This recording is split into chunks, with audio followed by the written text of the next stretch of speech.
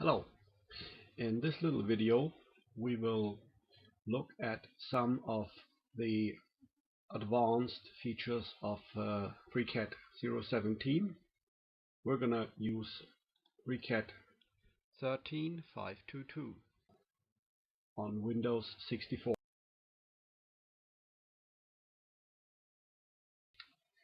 In the video I will work with gesture mode, and we will work in part design.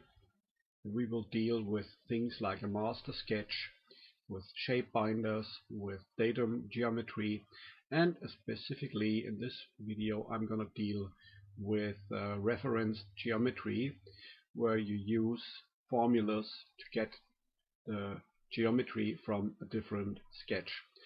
I already started with a new project.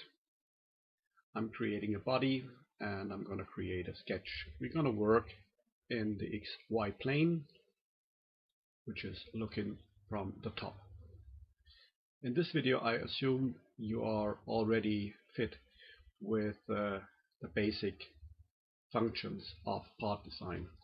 I created a rectangle and we give it a constraint on the width of 70 millimeters. And now we're going to give it a name. We call that outer width. Next we give it a length, which is going to be 80 millimeters. And we're going to name this one outer length.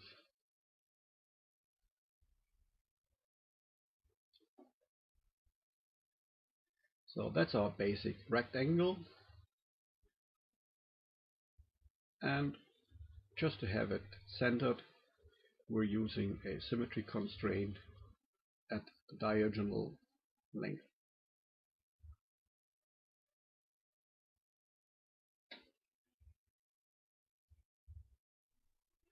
So we call that master. You can name it as you like, but master has the most meaning in that case. And as usual, we're gonna save it at some early point to be able to follow it back in case we do something wrong. The master sketch is going to be our reference for different constraints we're going to have in the other sketches. So let's put in some other constraints. Now, first we're going to create some geometry.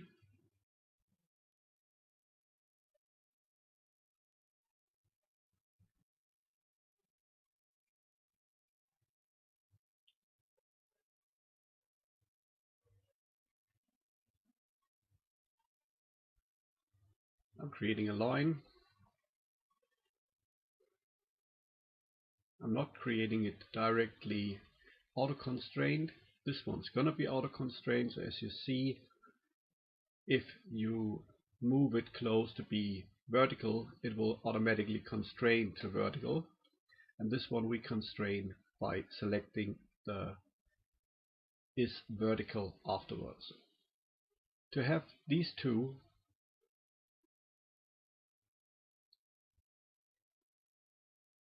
symmetrical, we just select them and do a symmetry to the vertical axis.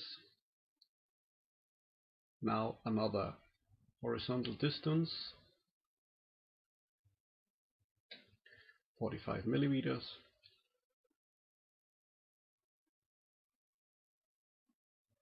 And we will also give that one a name.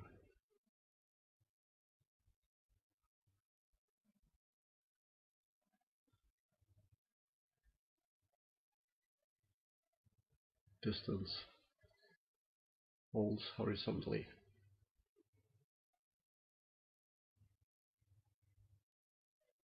So as you can see, we now have a couple of constraints with names on the left side. As the model I'm constructing here is sort of a power pole adapter, and it has to fit somewhere where it's not in symmetrical shape. I need vertical distances of the holes different in left and right side. I'm copying the name and after giving the value to the right line, I just paste it and correct it to be named this whole word right. We can still move it. What I'm doing is I'm just giving it a fixed position,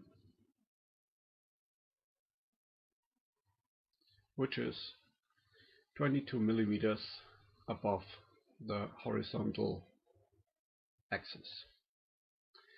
So let's get the clutter out of here a bit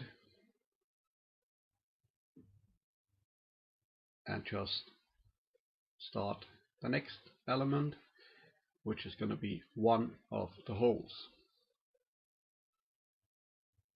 We give it its radius,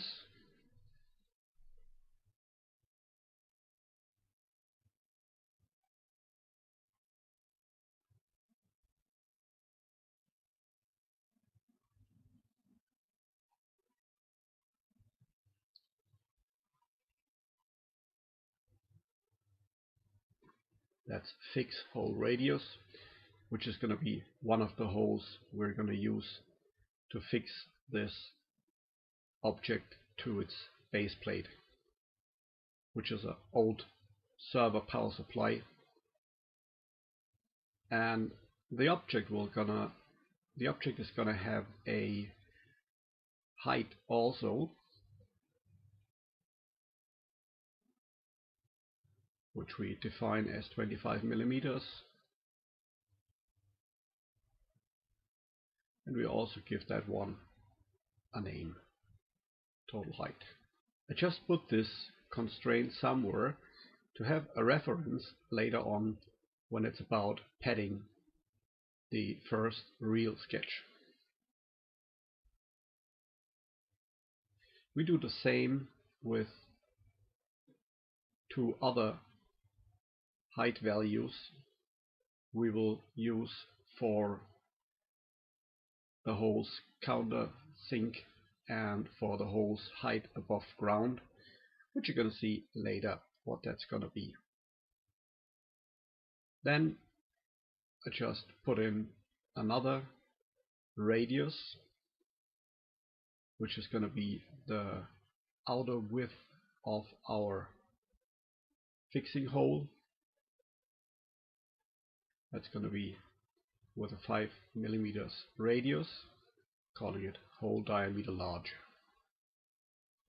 So as I've forgotten to put in the values and to constrain and name these two lengths, so give this line a height of 6 millimeters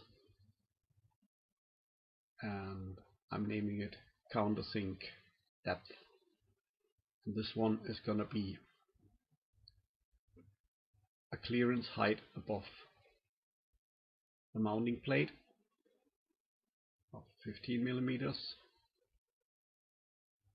to have some space for the other side of the screw, which I'm gonna put in. So to have both of them optically on the same height, I just use a is horizontal constraint. You can use this for 2 points as well as you can use it for a horizontal line. So this is all we need at the first approach. The master sketch is just there to be a reference platform or a reference container. We're not gonna create any feature on this. It's gonna be only for reference. And now we're gonna make a mistake. You might think it's good to call that body containing the master sketch also master. But later on we will see this is going to be a problem. So let's first create our real body where we're going to have our features in. So we make sure the master sketch is also switched on, and we select two of the lines which we need for our first sketch in the real part. The real part is active, and we select the lines we need, and then we're going to create our first Shapebinder. This one transfers the values and the position of those elements into our new body. And at this point we can reference to the Shapebinder, which you can see in yellow. We're creating a new sketch on the XY plane, and with external geometry I'm just selecting the two vertices at the edges, and I'm creating a rectangle which I'm directly fixing to the endpoints. If you're not so good with your mouse, you might as well just put the rectangle wherever you like and then constrain it. So we're already at the point where we're adding a pad, and we key in the equal sign and an M to get into the word master, and then we see there's a problem. We can't really select something out of master, and that's what I first said, we're going to make a mistake. Don't call your first body containing your master sketch master also. You can name it as you like, but don't use the same name, even if one is with capitals and the other is not with capitals. FreeCAD can't distinct which one is the right one. So we rename that and click it, press F2 and give it a new name. I call it mBody. And now going back into the sketch,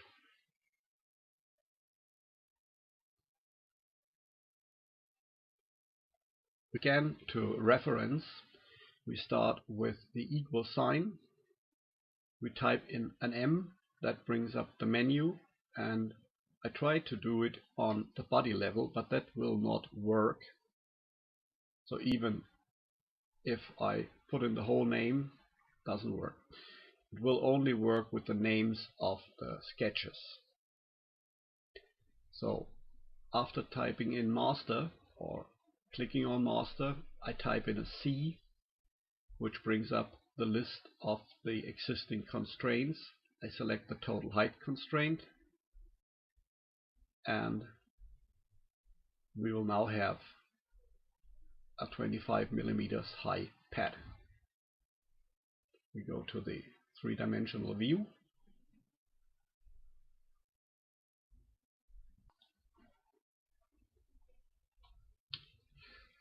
So next is I will use the spacebar again to switch off this just created pad. Select it and key the spacebar to switch it off. We could try, but we're gonna fail, to use the datum plane. It's not gonna work. So what we need is we first switch on again using the spacebar the sketch we used to create the pad. I'm trying to select two of the lines in a corner and click on create a new datum plane. As we can see, that's not enough yet. It needs some more information to create the datum plane. So as we now have the three edges, we have enough information to have a datum plane based on the sketch. But we're going to use that datum plane on a height, and that is the height of our complete object, and that's what we created in our master sketch as total height. And again, with using the equal sign and MC, then select. I now have this plane.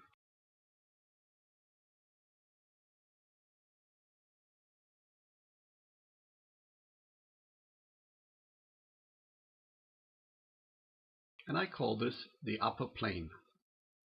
We're going to use that datum plane a couple of times later on. You can see three-dimensional. If we switch the pad on and off, we can see it's hovering at the top of our created pad. Time to save again.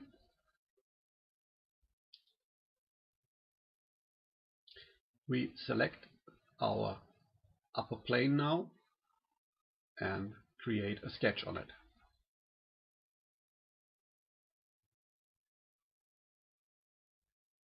I create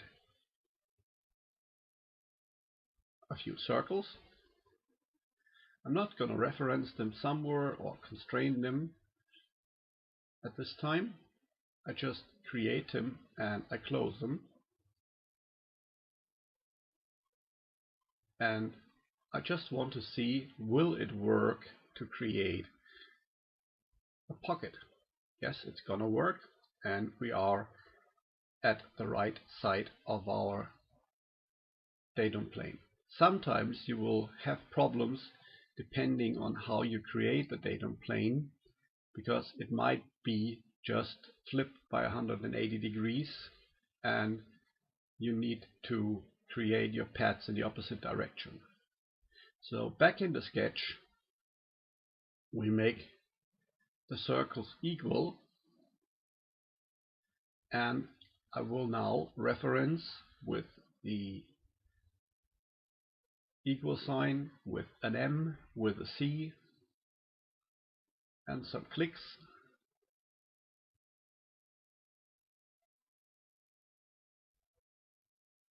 First we take the large diameter of our holes, and be sure to click the right OK sign, not the one below. If you click the one below, it is not gonna work. So we have another orange reference that shows us it is a derived reference from a calculation or from another sketch. I'm switching on our master sketch again.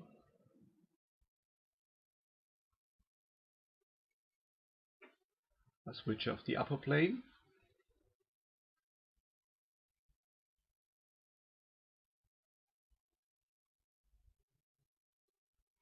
And the next step is we create a new Shapebinder from the 3 lines I just selected.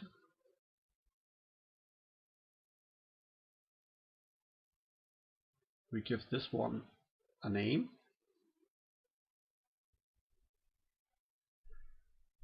SB hole positions.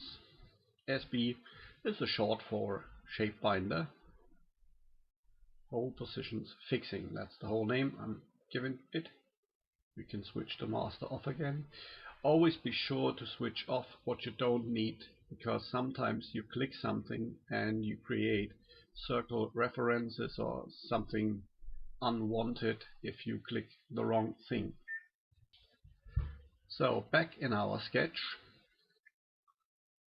we will use external geometry, select the 3 lines of the Shapebinder,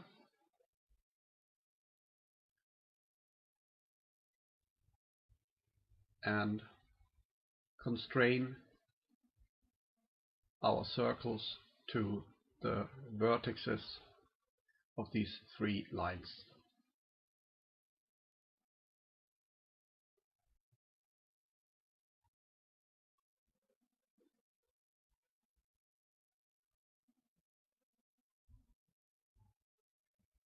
Now we have our circles in the right position, and we're gonna define the depth of the holes. which we also defined earlier. Now we see that it isn't easy to select, so I need to move it a little bit to the side, because then I can read the whole definitions.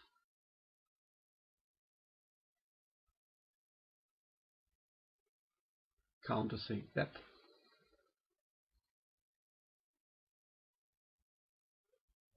And our holes are ready. We switch off the feature, switch on the sketch again.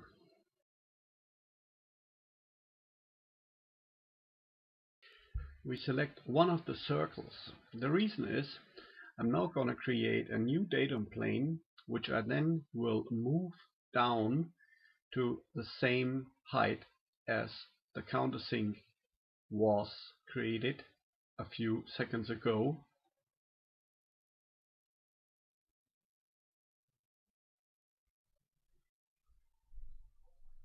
I name this plane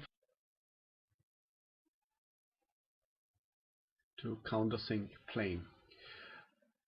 Obviously, you could also select the face that was created by the countersink pocket, but it's not the best way. So on this newly created datum plane, I create another 4 circles, make them equal,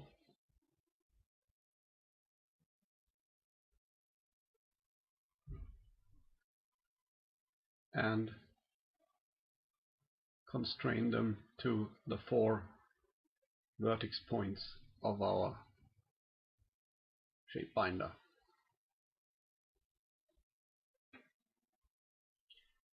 Again, we use an external reference to our master sketch, master.c, select fix hole radius, click the proper OK, and we're done.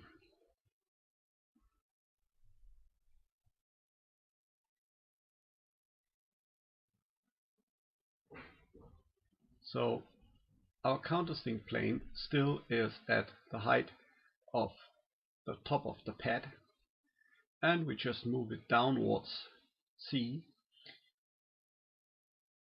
typing in a equal sign followed by a minus, select the countersink depth,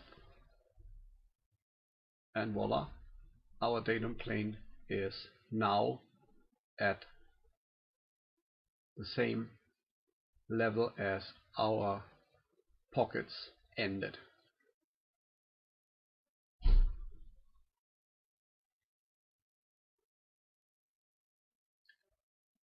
Next is just simply create another pocket through all from those 4 circles, and we are ready. Obviously, you could have used the whole feature to create the same, but this video should show you how to use these external references and to play with datum planes and these things instead of just showing you the quickest way to create the thing. So now we're back. I switched everything off except our SB hole position fixing. Now I create a new sketch on the base XY plane. I use my Shapebinder lines for external geometry.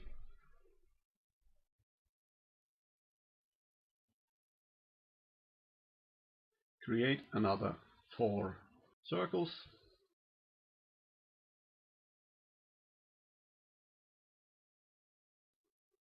Select them all 4 and will fail by making them equal. you need to select them one after the other.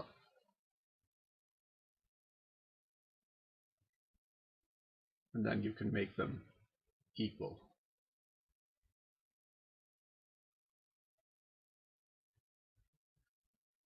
We will again fetch a value from the master sketch.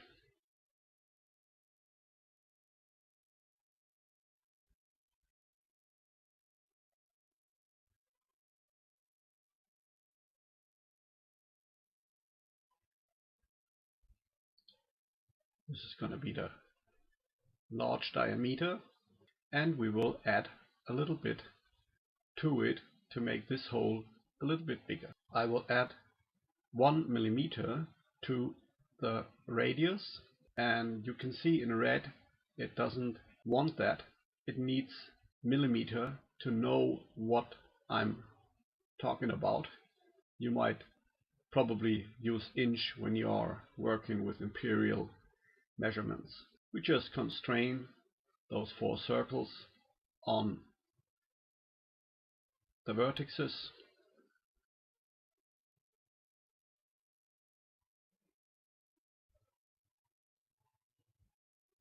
and what we're now going to do is, as we work on the bottom plane of our pad and we want to create a pocket, we have to do this in the opposite direction. To show this a little bit, I first add some transparency to our existing pad so we can see it as if it were from glass.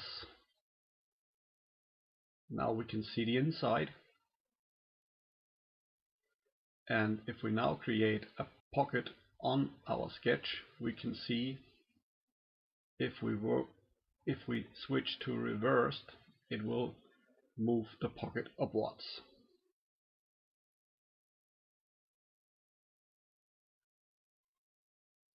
Again, we already defined the value in the master sketch. That was the mount port height.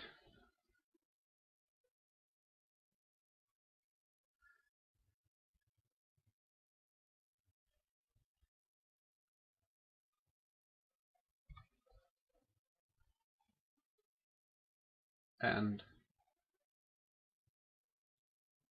the next step is that I create a new sketch, a new master sketch for the positions of my power poles. By principle, I could have done it in this sketch, but if we start with it, we would just see what happens. If I put in this definition rectangle for my 6 poles, it's not so good. It's going to be cluttered. It's not going to be perfect. So we will better stop this, go back, activate our M body again as the active body, and create a new sketch on the XY plane.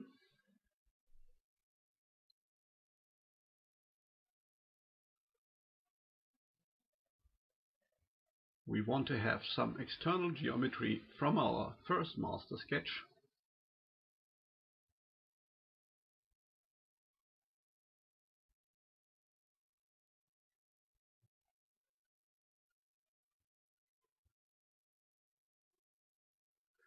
And to see where the rectangle finds its best position, we just switch on the sketch from our working body. And to distinct it, I give it a little bit of a different color.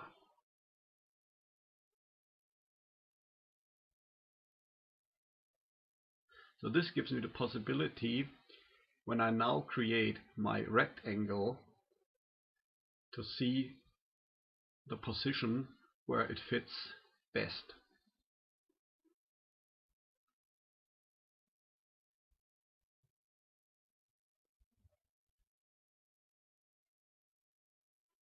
There's going to be some back and forth movement.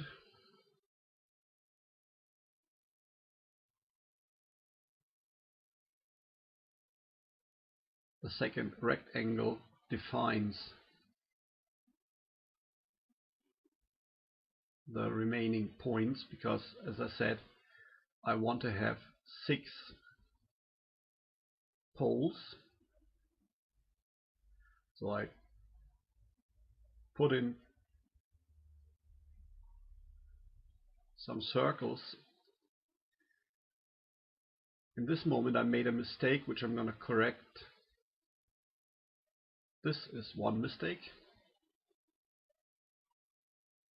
So the first mistake that I'm going to correct is there is one circle that is 0 diameter. If I move through my circles, I will see if I move to circle number 3, it's not showing up because I released the mouse too quick, and that made a 0 diameter circle, which in this master sketch wouldn't have too big of a problem, but in a normal sketch where you create features, this can lead to problems. So I moved that to the crash. So again, we need some diameter for the holes. Remember, we work with the radius, not with diameters. And we give this a name. I call it pole hole radius.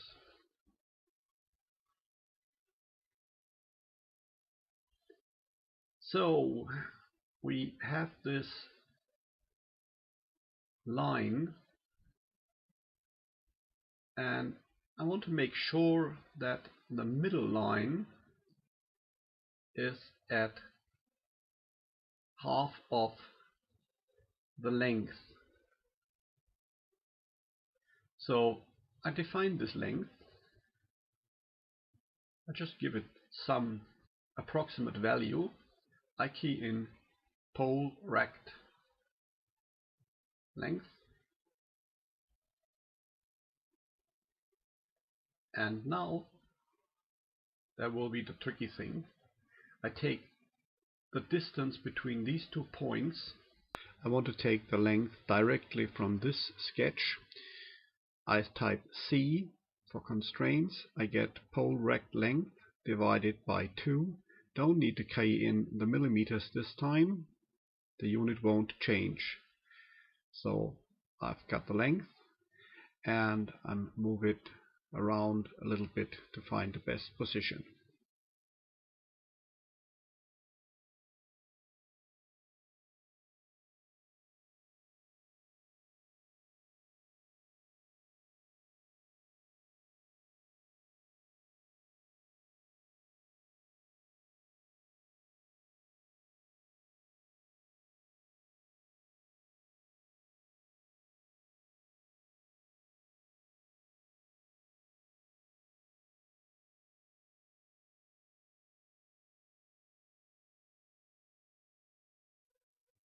So I found a rough position.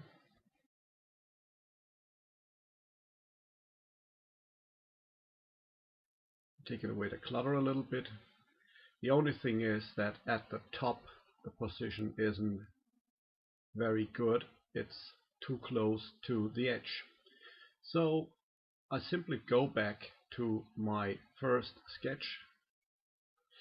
For that I will save. I go back into my master sketch and I change the value of the length.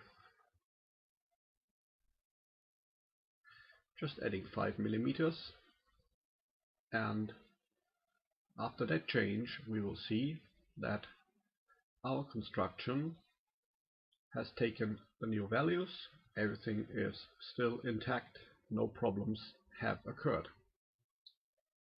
If I would have done that sketches referencing faces, it might have broken. So now I can finally look for the position where I want my rectangle. I make it symmetrical, so I can still move it up and down. I just leave it there. I call the new sketch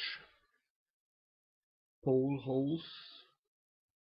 Now the next step is I switch the master sketch off. I switch my pad sketch off.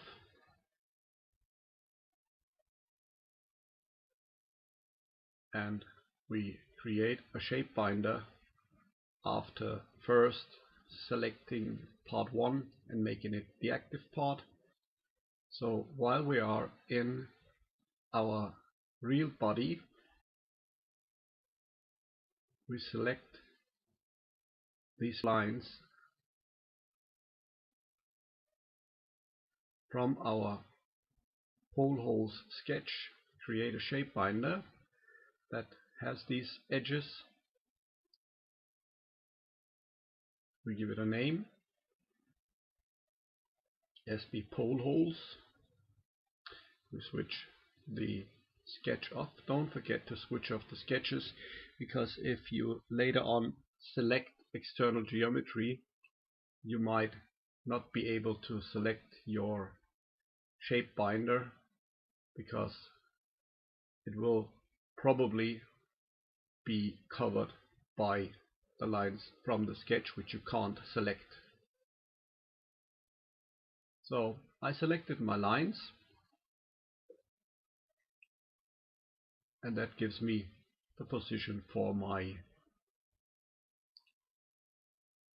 circles.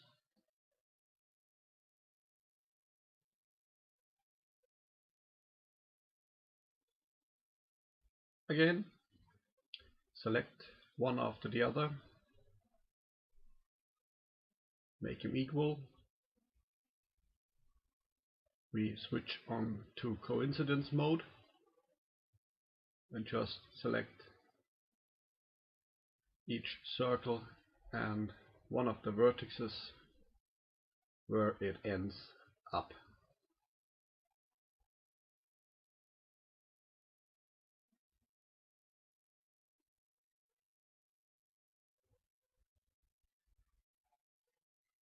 So obviously we need the size of the holes,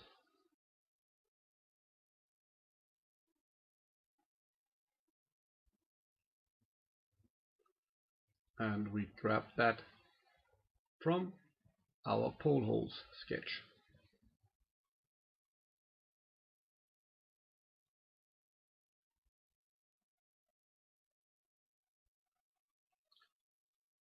So creating pockets, again reversed.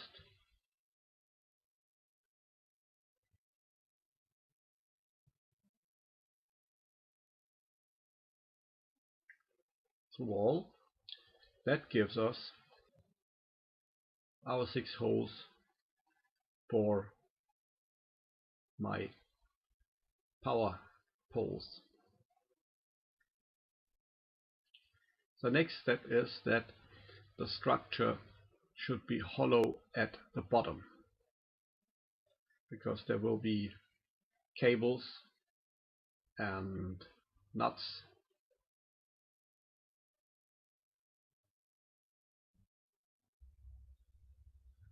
So we start creating a new sketch.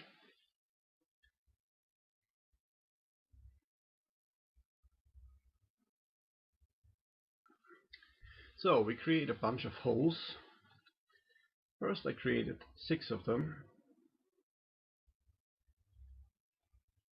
and as I've created them, I came to the idea that it wouldn't make much sense to create these holes around the holes of the bolts.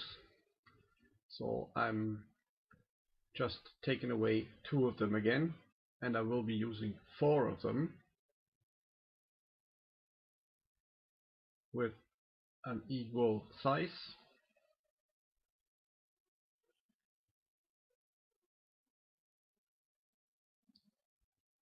Taking the hole holes radius,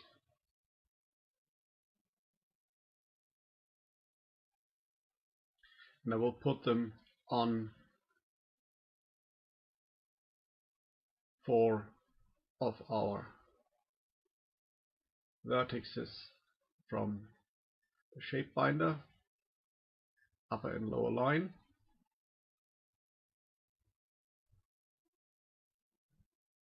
It's 1,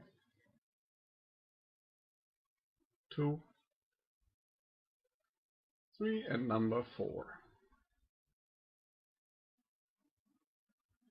So they will just be here for reference. I select all of them and switch them to be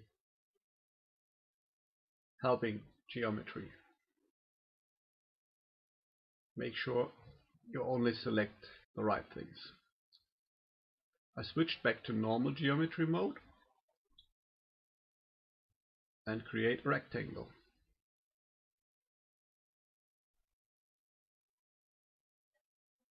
And I will just use my freshly created circles with tangents to define a rectangle that is just around the circles.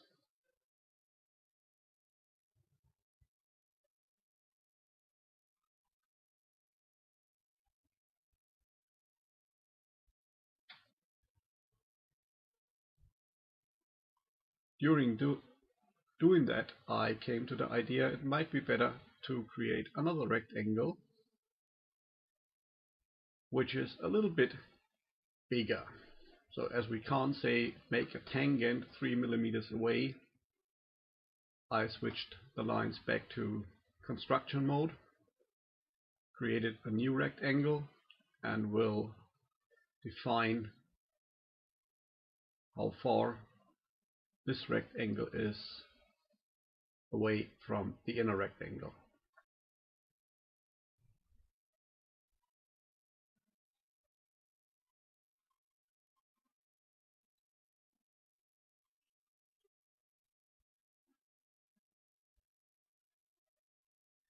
There we still have 1 degree of freedom.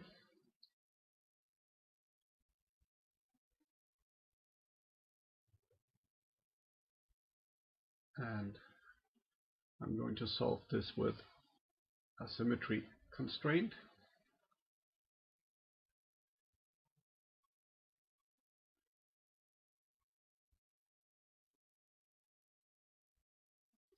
So there's 1 more left.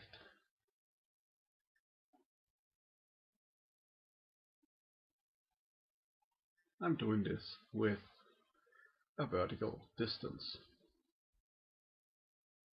Now we have everything we want. We switch our object on again and again create a reversed. Now we need a height where it should end up, and it should end up at a defined distance below our fixing holes, so that there is still some material between the bottom of the hole and this cavity. As you can see, I keyed in some formula that makes the upper plane of this cavity 5 millimeters below the top. If we click in here and put in the equal sign again, we can go back and change this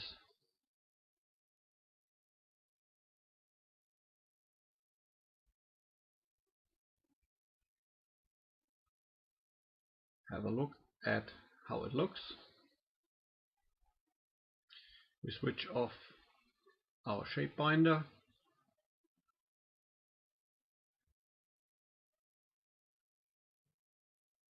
We switch on our first sketch,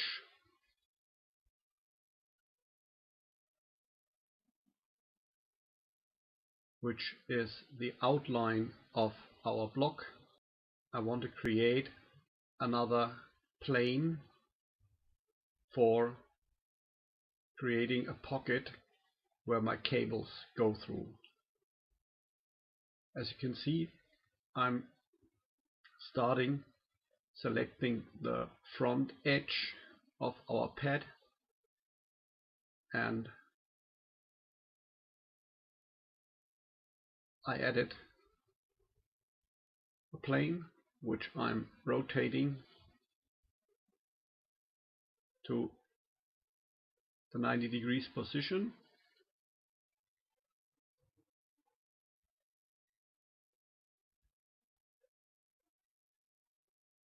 And this is a datum plane where I can create a feature on the front.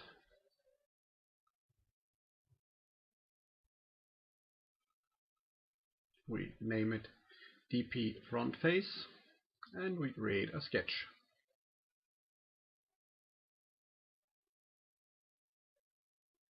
The cutout is going to be a rectangle.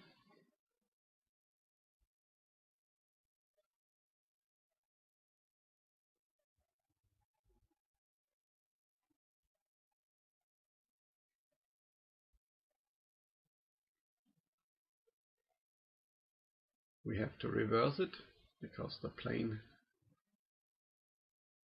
lies flipped.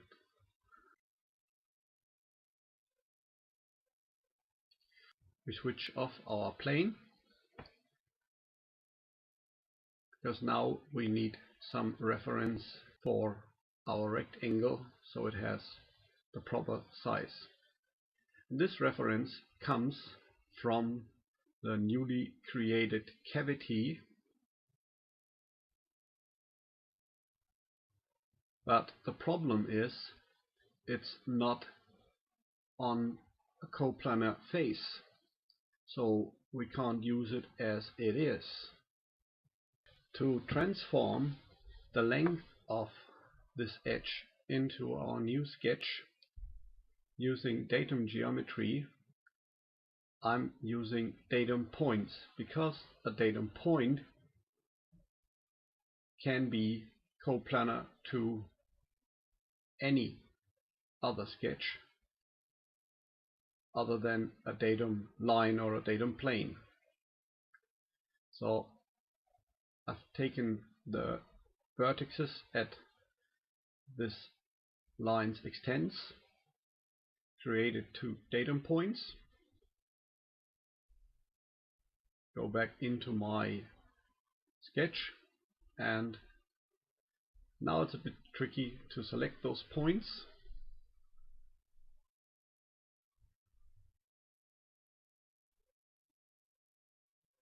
Because they are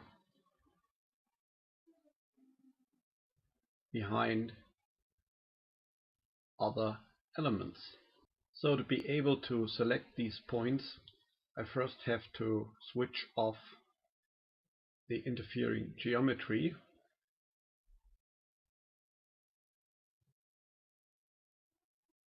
And now I can select them, but look at where the points come out. They are on the face of our sketch.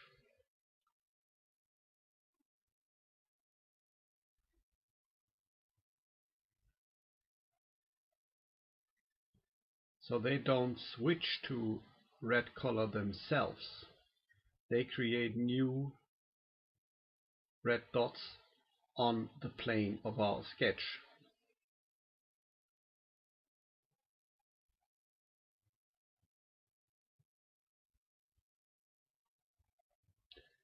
And finally,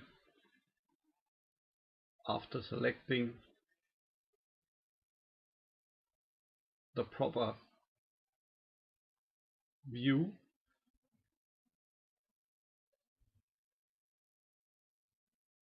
I'm able to select them. Unfortunately, not by directly clicking. I need to use a selection rectangle. And finally I got them. Sometimes it's a little bit tricky if you do tricky geometry.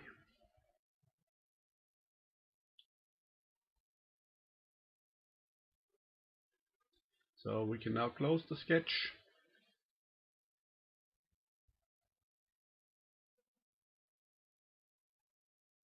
and look at our new pocket.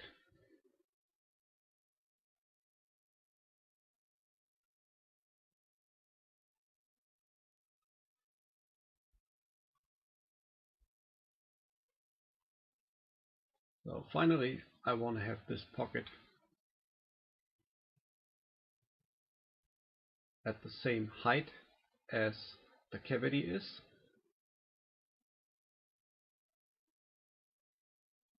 Which is just a value out of our master sketch. And that's total height minus 8 millimeters, as we've done earlier for the height of the cavity. After this, to finalize this object, I would like to create a wall between the power poles on top of our object. To do this, I will create a new sketch on the upper plane.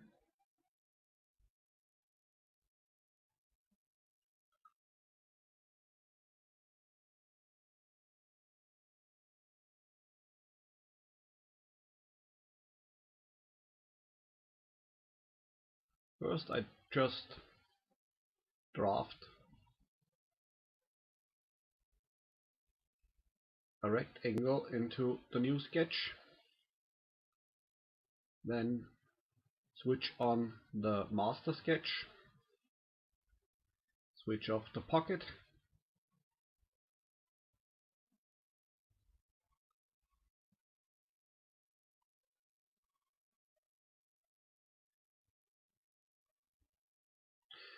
I switch on the Shapebinder that we first created to have the outline of our pad. Add this as external geometry and constrain my points of the rectangle to this line.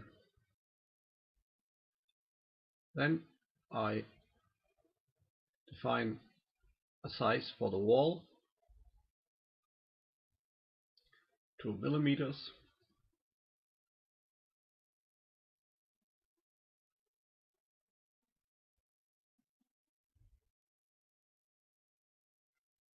And now I need some means of putting this wall into the middle of our object.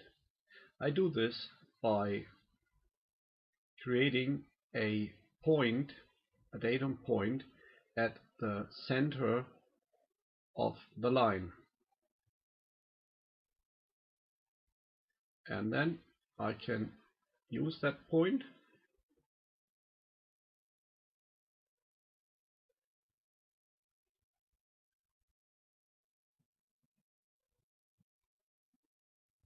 again. It's a bit tricky to find that point as it was covered by the horizontal center line, but finally I got it. Remember again, it will not turn red itself, it'll create a new red dot. Meanwhile, I centered my wall using a symmetry, and I can pad it.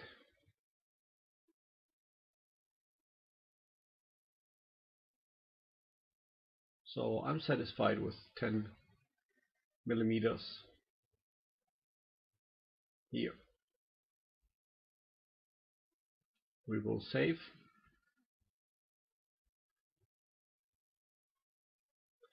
And to make it usable for 3D printing,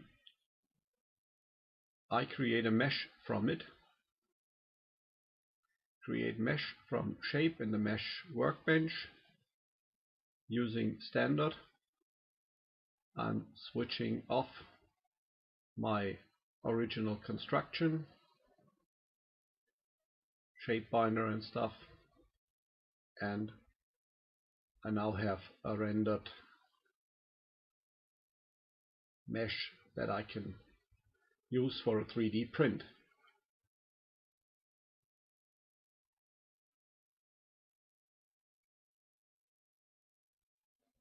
I export this mesh as an STL file.